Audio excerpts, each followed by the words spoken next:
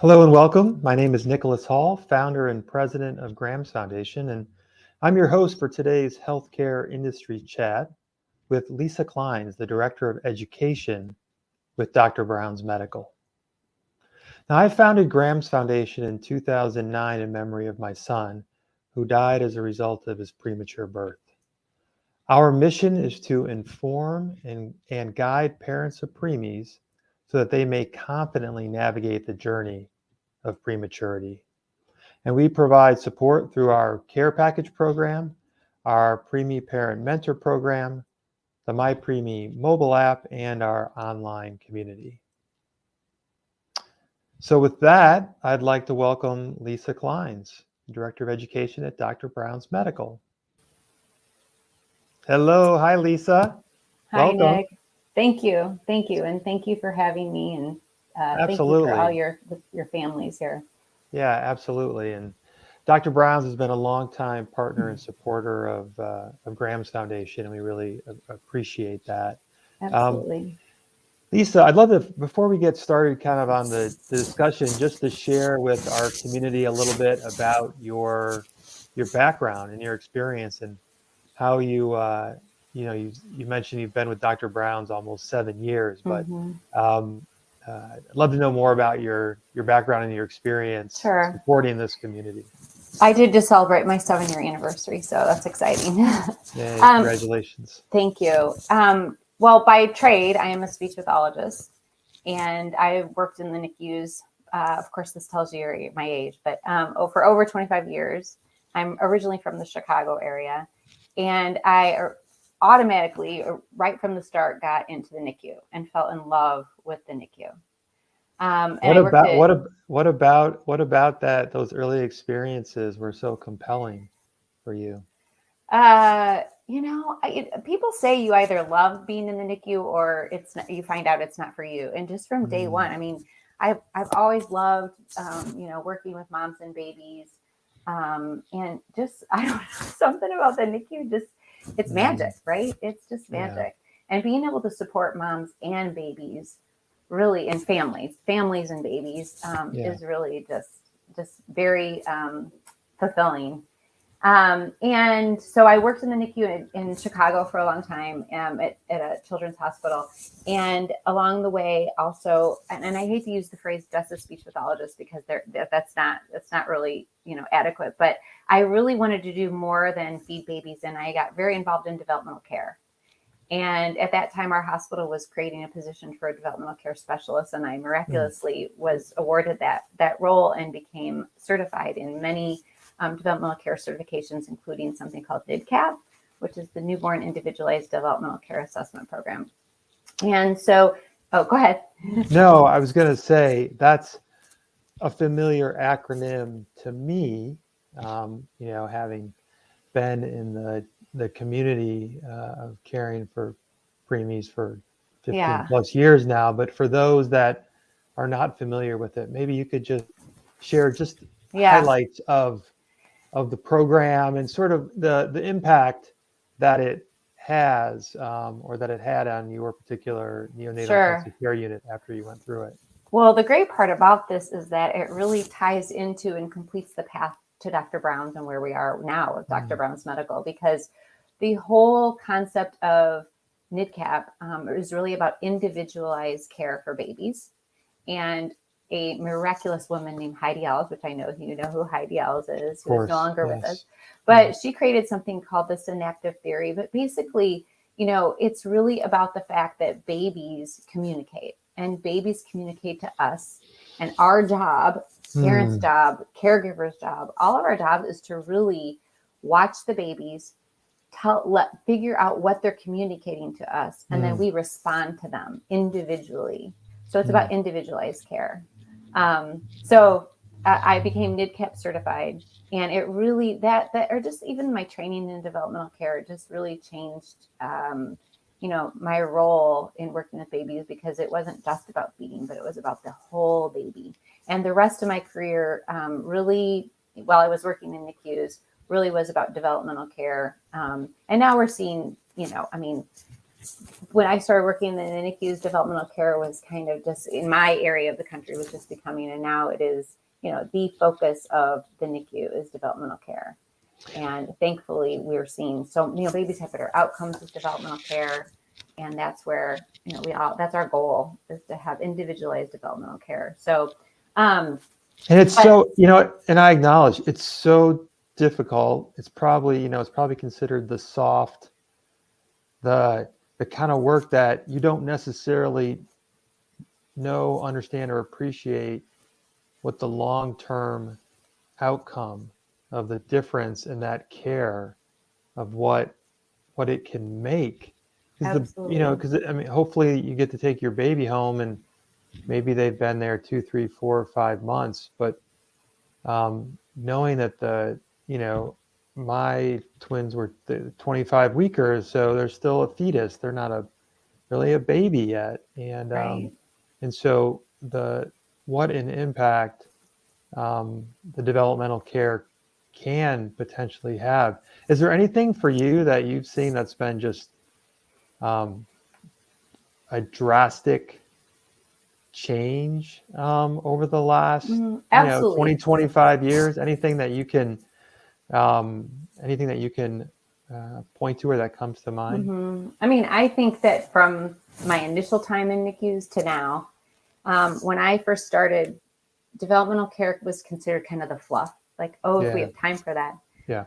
And because of all the research that talks about developmental care and the sensory experience and what we know now, it's now an expectation. And we know that when babies are cared for in an individually supportive way, the environment is protected. The parent is the focus. We know that babies do better. We know that their brains do better, and we know that they have better outcomes. And so it's the expectation, as opposed to now, or back, when I was first working with developmental care, it was considered, that's a bonus. But now it's the expectation and more of a standard of care, which is wonderful to see. And I'm just curious, our babies were intubated, so they certainly couldn't hear any cries. But what are ways that babies that don't have the same facility maybe to communicate in the ways that you might, a normal term baby? Are there any particular cues that, parents today that are in the NICU, I felt like maybe sometimes I could sense something, but I didn't have anybody, I was there every day, but I didn't have anybody sort of trying to educate me on what to look for, or on potential cues that my babies were potentially giving me. Right. And that's hard for someone like myself to hear, because our roles in the NICU as a NICU health provider is to work with the families and help them recognize their baby's cues from day one, right? From day one, we want to be teaching parents about baby's cues. And, you're right in that even if parents know their babies, they just do. I remember once a NICU parent told me that their baby liked hearing grandma sing a certain song in a Spanish language. And moms just know. Moms and families know. But our role now is, I'm hoping that your experience might be a little different, that would be the case, is you would be talked to more about cues. Because from day one, we want to, help parents recognize those babies' cues, and not just to recognize the cues, but how to respond to them and how to support the baby through care. That's all of our role, is how are we going to support? It's about a relationship, and how are we going to support that baby through care? Yeah. Well, as I understand it, becoming certified in NIDCAP, it's not easy. It takes, it's time. It's a real commitment.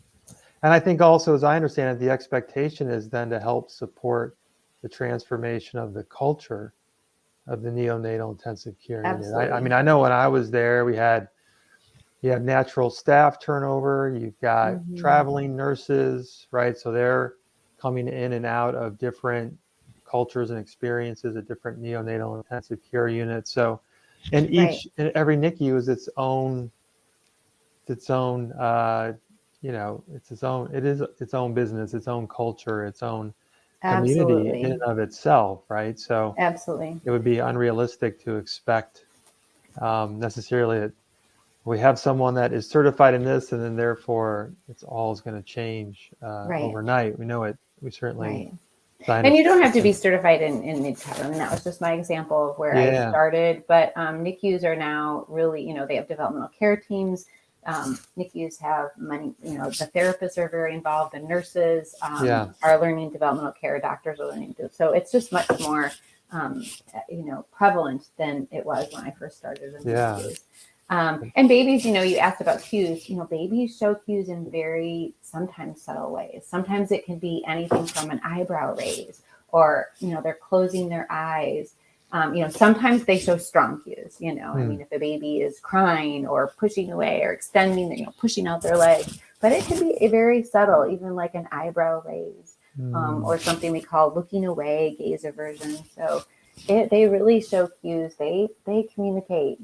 They may not be talking with their, Yeah, but they are right. talking because their behavior shows that they're talking. So And I would say, and I want to move on, get into our discussion yeah, on Dr. Brown's and the infant feeding program, but I would encourage any parent, if you think you're seeing a cue or you're curious about it, encourage them to ask their bedside nurse to start to ask whether or not absolutely. is the this is what I feel, this is what I sense. What do you think? What do you feel? What do you see? Just encouraging parents to ask questions. That's going to be the best way Mhm. that you're going to, well, one, not Absolutely. maybe not the best, but certainly one way to better Right. understand, your baby and better bond with the Yeah. staff as well. It's one of the most valuable things a parent can do early on, Mm, especially in those early days, is just to get to know your baby.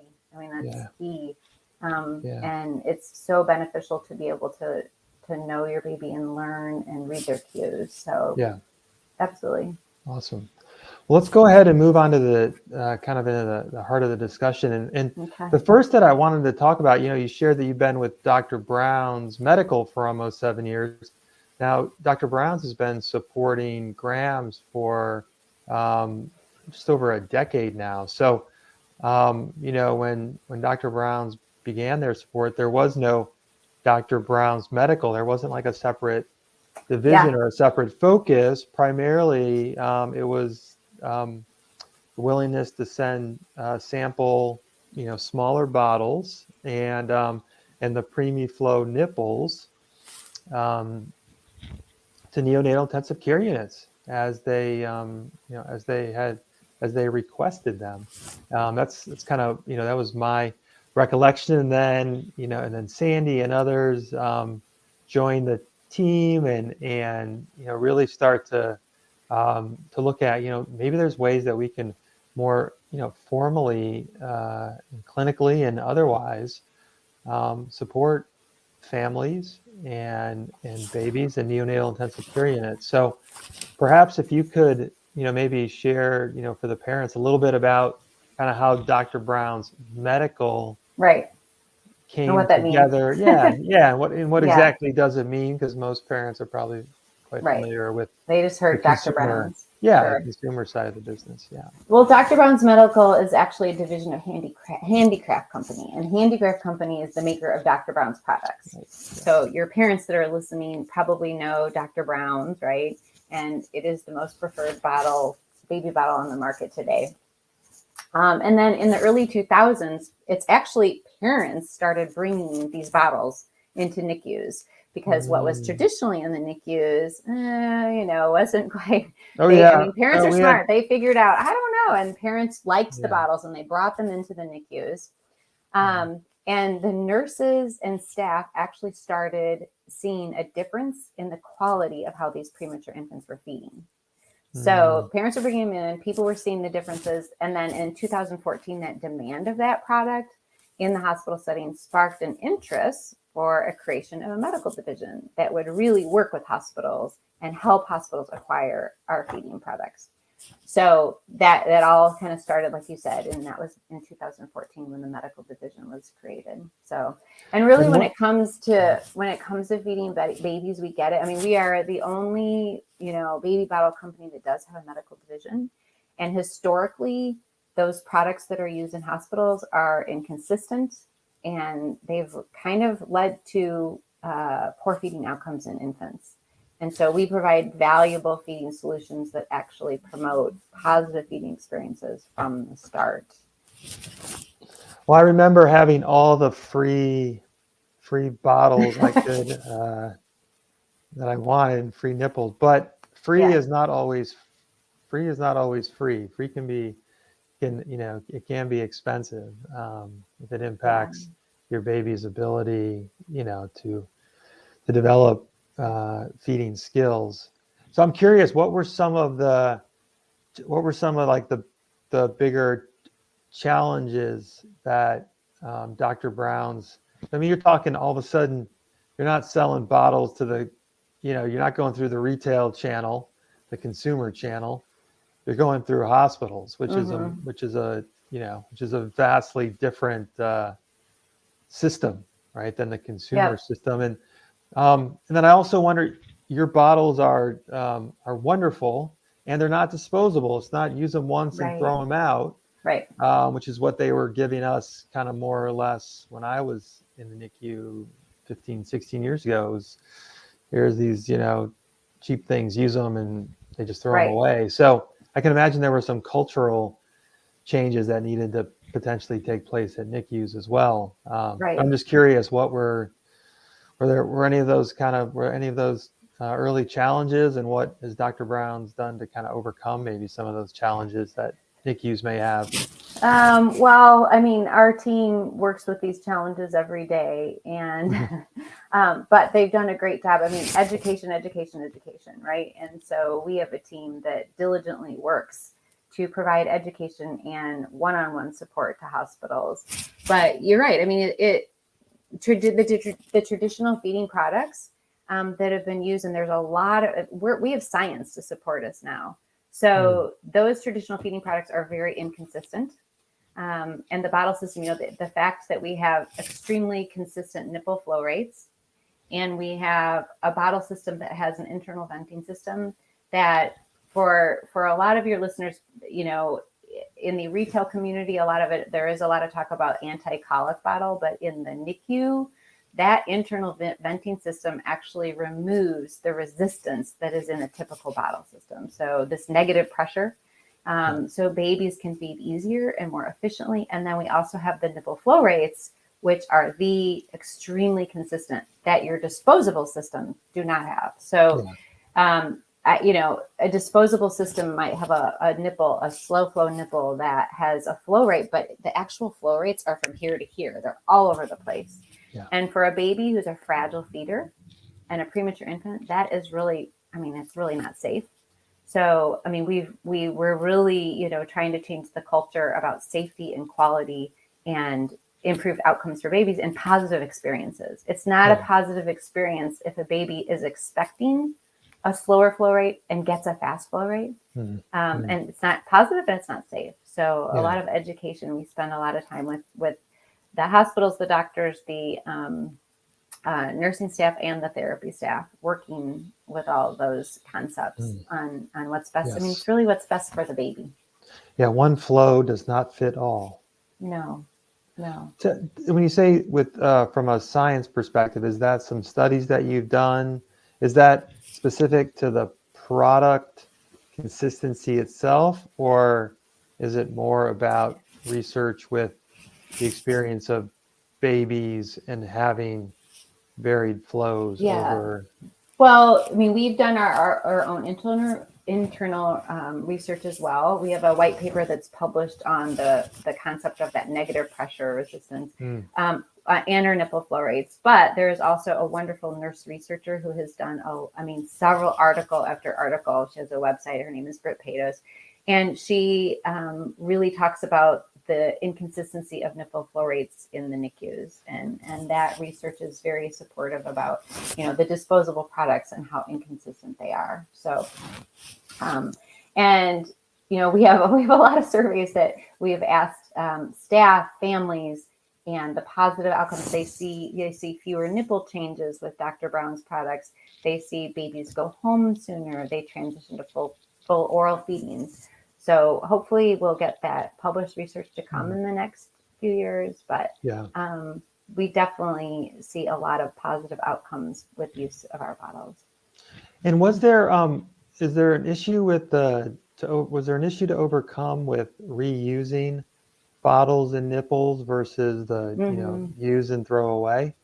It can be obviously, cleaning can sometimes be an issue for some. I think that well, first of all, now it's much better for us all to have reusable because of the environment. You're not going to get you're not going to get right.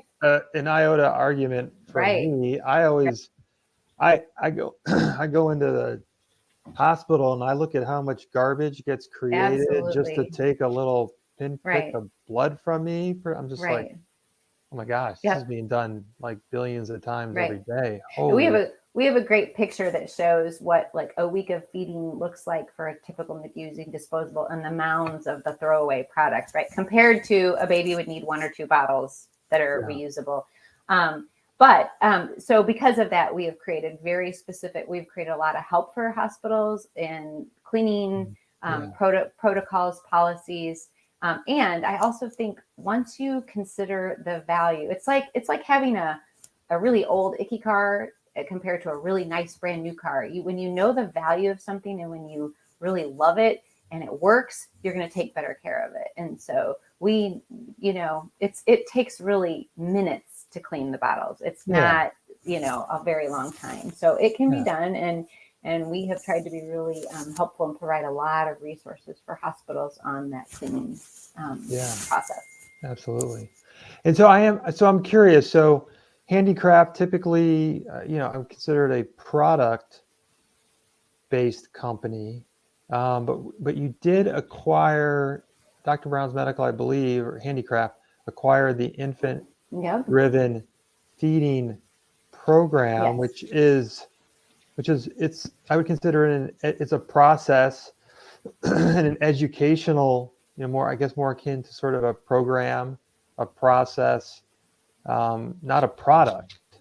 So that's probably, suspect maybe a bit a radical change, maybe, but also,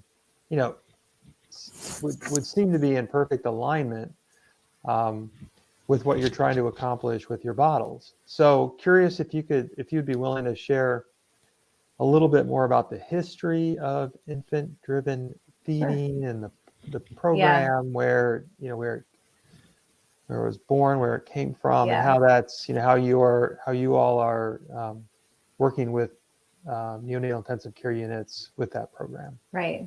So it actually really completed a great mission of ours and our vision to have a full feeding package so that we can have products and education. And so traditionally in the NICU, feeding was very volume driven. And maybe you experienced this when you were in the NICU, but the goal of the feeding was to get the feeding in. A successful feeding was one where, and it was very bottle driven. So it was that a successful feeding was the baby takes the whole bottle. And when I first started working, it really was a phrase like, I can feed a rock. Like if you could get that baby to feed, you were a good therapist or a good nurse.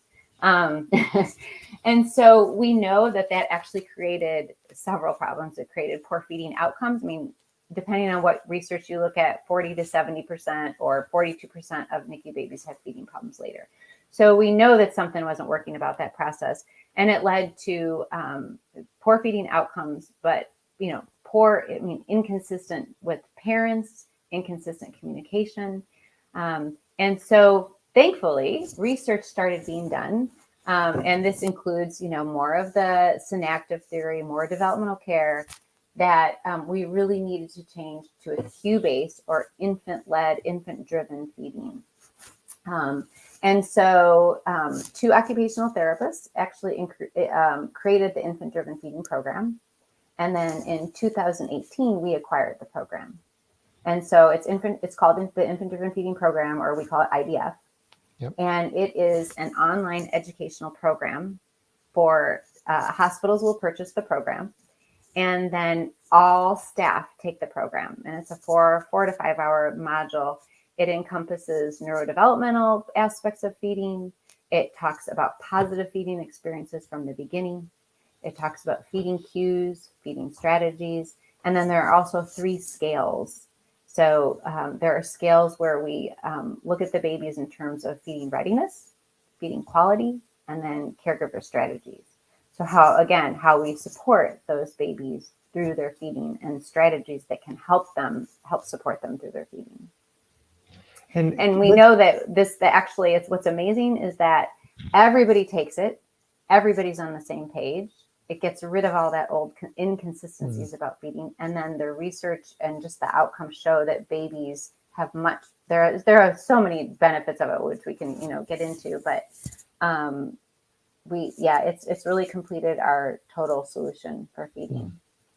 So if you're a parent out there, don't be afraid to ask if your NICU absolutely subscribes to the infant-driven feeding program.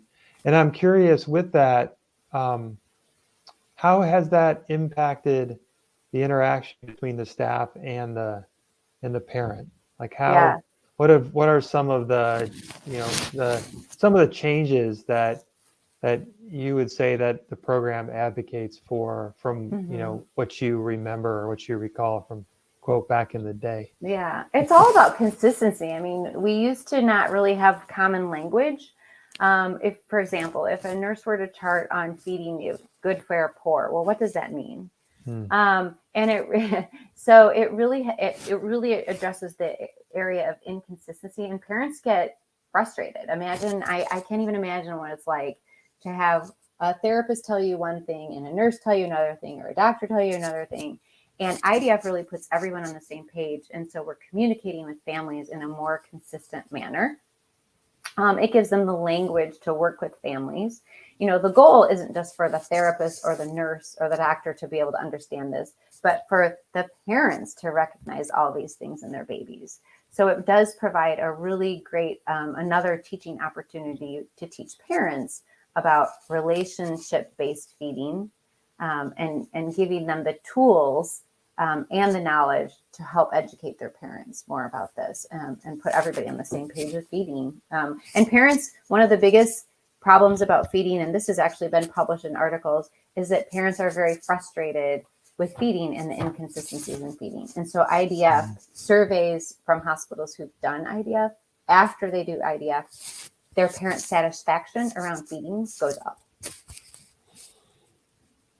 And is there anything with, how was feeding, I guess, before before sort of being infant driven? What was it? What's like what's the before and the before was volume driven. So like I said, it was very much based off the volume of the baby, and the goal was to empty the bottle. But it was also in how, it was all like, for example,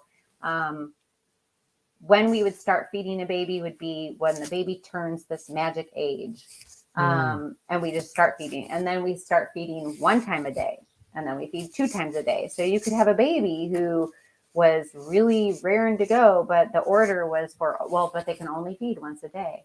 And so when you start implementing infant-driven feeding, you look at the baby and the baby will tell you. If the baby's awake, we feed the baby, is provided that the other things are met. They have to be stable and those kind of things. But it's really about watching the baby's cues and responding to the baby's cues. And a huge component of it, infant-driven feeding is also, it helps promote positive experiences from day one. So it's not just about breast or bottle feeding when the baby is ready to feed, but from day one, when they're young, what else can we do to set the baby up for later feeding support? And that's one thing we really, help get parents involved in from day one, is what else can I do before my baby's ready to take a bottle or a breast? There are many other things we can do. So, what would be an example or two of some ways? Kangaroo care is huge, of course. Kangaroo care, which I know a lot of your listeners, know about kangaroo care, but that's huge. Yeah, I think kangaroo care is like World Kangaroo Day. Yep. I think is Monday the 15th. Yep. I think. It's right? coming up. Yep. Yeah. Yeah. Okay. But there are other things, just from everything from providing positive feeding experiences. So the way we suction babies, um, the way that babies are the first oral feeding, if the parents want to breastfeed, the first oral feeding should be at the breast. Historically, when you talk about what's the difference, historically, it was like, I mean, when I was in the NICU, actually, it was like the first feeding had to be a bottle. Well, there's no research to support that. We know that first feeding should be at the breast if parents wish to breastfeed. Things like colostrum in the very beginning or oral swabbing, providing scent cloths during NG feeding. If a baby does have an NG feed, what can we do during the NG feed to provide positive oral experiences? So NG that, for the NG feed yeah, is that like the feeding tube? feeding tube, Yeah. nasogastric feeding tube. Yeah. So, when a baby is fed, if they have to have a tube feeding, if they're not ready to start some oral feeding, we don't want the baby to just lay there by themselves. So we want to provide Yeah. some positive oral experience for the baby who is too, maybe, isn't able to be held at that moment. Can you do anything like positive touch to the face, Yeah. Yeah. touching on the lips, offering an empty breast or a pacifier, some licking, some nuzzling, tastes of breast milk. So many things we can do before we actually get to oral feeding, that can set the baby up for success later. Feeding begins day one. It doesn't begin when the actual oral feeding. So feeding starts day one. And You know, a IVF cou- teaches that. yeah, a couple things that stand out for me in what you shared is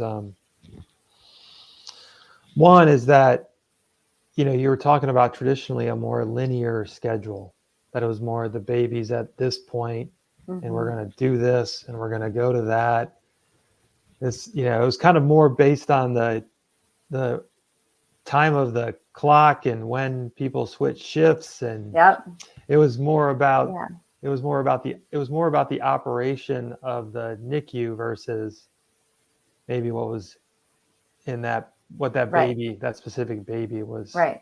Yeah, telling you. it was provider driven, and its focus now Yeah. is more infant driven. And and I I can appreciate, I can get it. Like, there's administration, you're worried about staffing. It's been a huge challenge with COVID, Yeah. et cetera. So it's like there's the best intent, and also like day in and day out, there's who's where, who's on what bed, it can be quite overwhelming. So I do think the more that the parents are aware of these types of programs and can be able to, I mean, everything that you're sharing with me sounds like opportunities for parents to get engaged and actually help not only support their baby, but support their own mental and physical well-being. A lot of parents we don't feel like parents.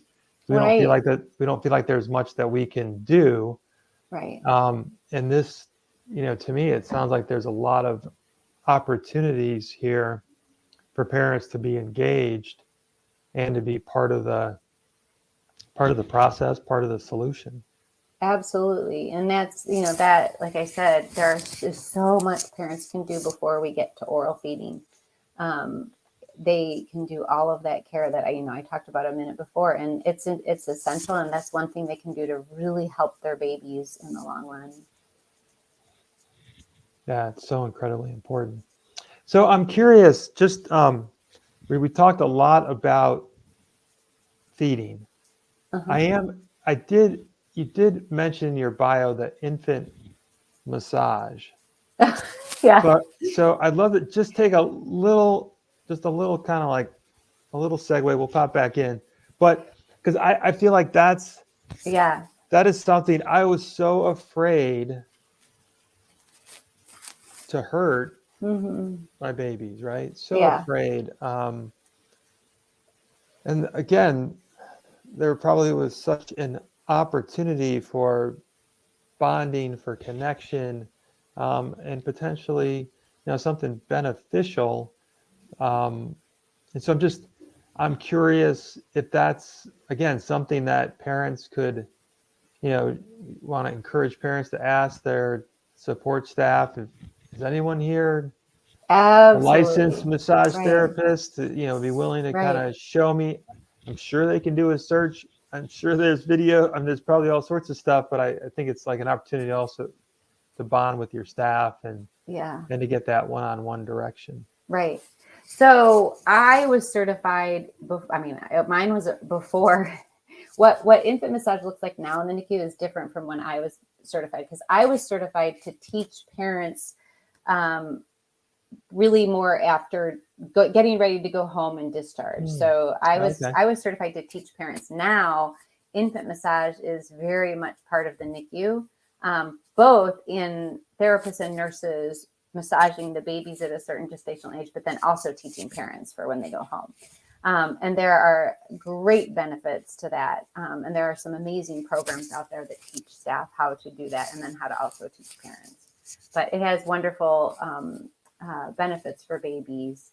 And so if you're in the NICU, I definitely suggest asking the providers in the NICU if your hospital participates in that or how they can learn more about that. Yeah.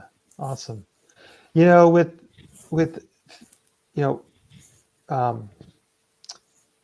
since my twins were born, they're intervening and saving babies at earlier gestation.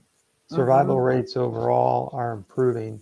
Yep. So, a lot of good statistics. That being said, as more of our babies are surviving, the hope is that over time, more of them also thrive.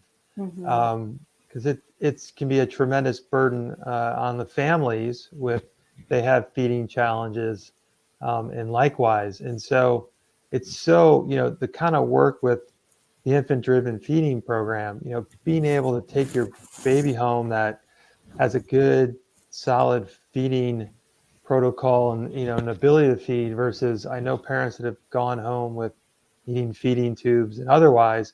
Not that can always be avoided, but it's such a challenge for the family and for the baby's long-term development as well. So I think all these developmental programs that that were referred to as the soft or the nights and weekends kind of stuff to get around to. It's the stuff that's really incredibly important to the Absolutely. long-term outcome of that Right. baby 3 years, 5 years, 10 years, 50 years down the road.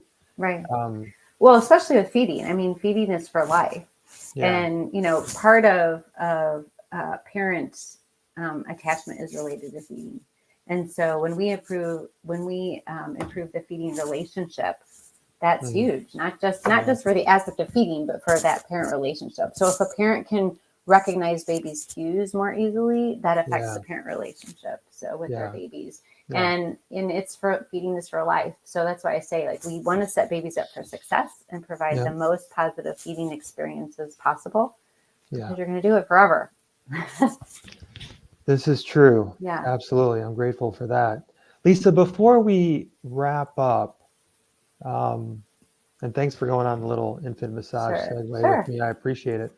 But before we wrap up, is there anything else that you'd want to share or talk about that we haven't had a chance to talk about yet today? I think I just want to encourage parents,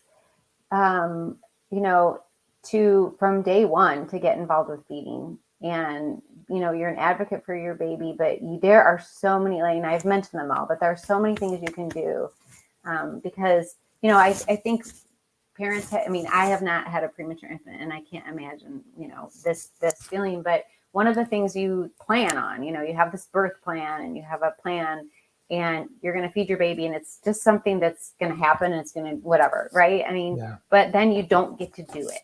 And so if your baby is born at 28 weeks, you can't feed your baby orally for a while. But before you get to that point, focus on even all the things you can do, because it really, really, really is important.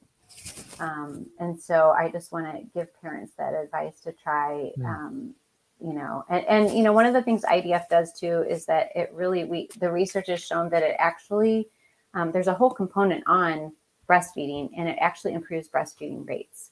So learning about your baby's cues and that whole part of breastfeeding first before bottle, you can be if your hospital doesn't do that, then the parents should really, ask, well, I'd really like to be able to breastfeed first before I bottle feed.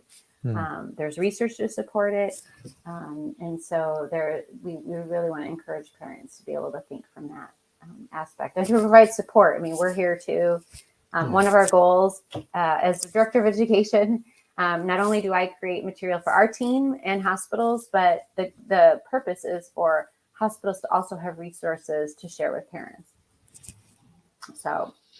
Awesome. Well, if there are resources, I know we work closely together, but if there are resources, obviously, that we can help to disseminate and share with parents, we would be more than happy to do so. So, That's Lisa, great. thank you for taking Thank the you. time with us today. We really appreciate it. And we, of course, appreciate Dr. Brown's long-term partnership and support of Graham's Foundation as well. Absolutely. Thanks, Lisa. Thank you for having me. Absolutely. So before we wrap up today, I do want to take a moment to thank our longtime partner and supporter, Pampers, for their underwriting of today's healthcare industry chat.